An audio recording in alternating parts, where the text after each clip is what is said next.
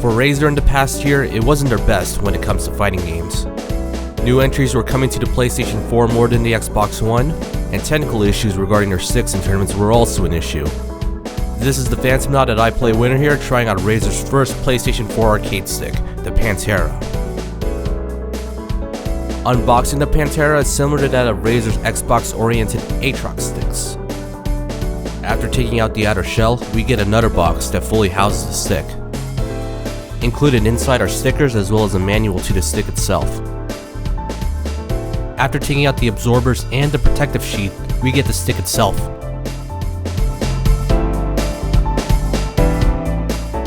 If you have used the Aatrox sticks in the past, then you might see that the Panthera is modeled very closely to its relatives. While there are specific aspects that might differ, the Panthera's more obvious traits such as the body design and internal structure do mirror that of the Aatrox sticks. Even the feel of the Panthera, which I like, is very similar. It has a good weight to it where it's heavy enough to stay put while not being overbearing. For those who want to play it on tables, it still has the rubber mat on the bottom, which works very well.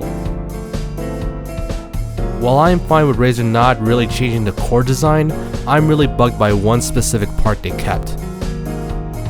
After reading reports of Aatrox sticks breaking partly due to the pump, it's disappointing to see it back.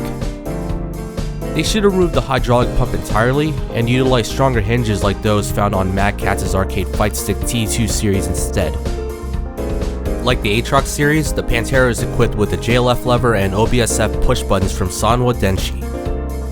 Razer also supplies Sanwa's LB30N bat top for those who prefer a more American-like style. Replacing the parts of those from competitors like Sumitsu is still just as easy with the Panthera thanks to the provided screwdriver. Coming from the Xbox One version of the Aatrox, the Panthera gets the 5-pin detachable USB cable. Similar to what the TE2s have, the cable has a locking mechanism in the 5-pin end. Unlike the TE2, it's braided with nylon for added protection. While the design is nice, getting a replacement if you break the original can be challenging.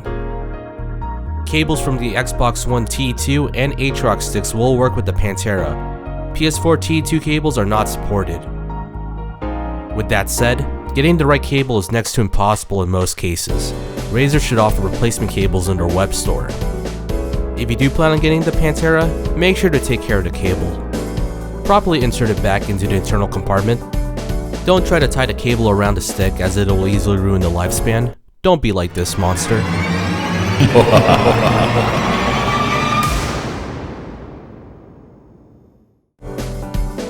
One obvious difference in the Panthera is the change in special controls. Instead of being on the top left portion of the panel like the Aatrox series, it's all situated more towards the top middle end.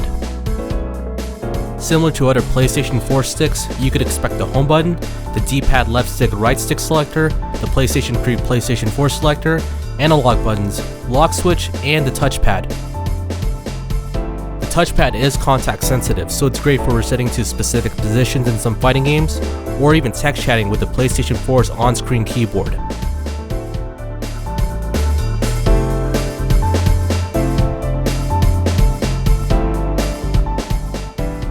While I was initially turned off because of its position, the special controls never felt like an obstruction, fortunately. If you looked at the Panthera carefully, another yet unfortunate difference is that they removed the ability to change the stick art. With no way to remove the plexi panel by normal means, most people will have to deal with the stock artwork. This though allows the plexi to be thinner, so it sits flush with the body. Unlike the Aatrox, your wrist won't feel any discomfort from the edges of the plexi. It is a weird trade, but I still would have preferred the ability to change the artwork at the end of the day. If you're curious about any lag from the stick, check out the Latency Test video posted a while back. Using a simple wiring trick, the Panthera competed against other arcade sticks and related hardware to see if it's slower or faster. Not considering player reaction and execution, the Panthera was middling in these tests. It loses to some and wins over others. In most cases, players shouldn't be too concerned over the latency. When I originally obtained the stick, the PC compatibility was somewhat of a mixed bag. The included manual stated that the Panthera had X-input compatibility. That means it could work with most if not all modern fighting games on PC. It was unfortunately not the case and only featured direct input on both PS3 and PS4 modes.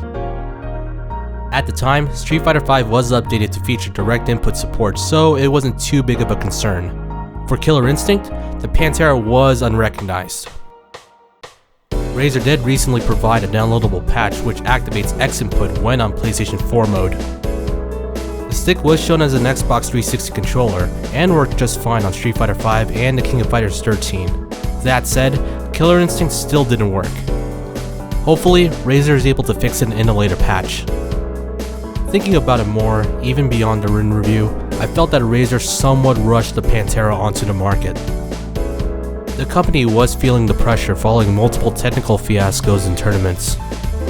They also had to deal with a community migrating over to Sony's newest system. With more time, we could have seen the same stick with some small but necessary improvements and changes. If you don't mind the more specific issues and are willing to spend $200 for a higher grade arcade stick, then check out the Razer Panthera. Check out the link in the description below for the full written review. Until next time, thanks for watching.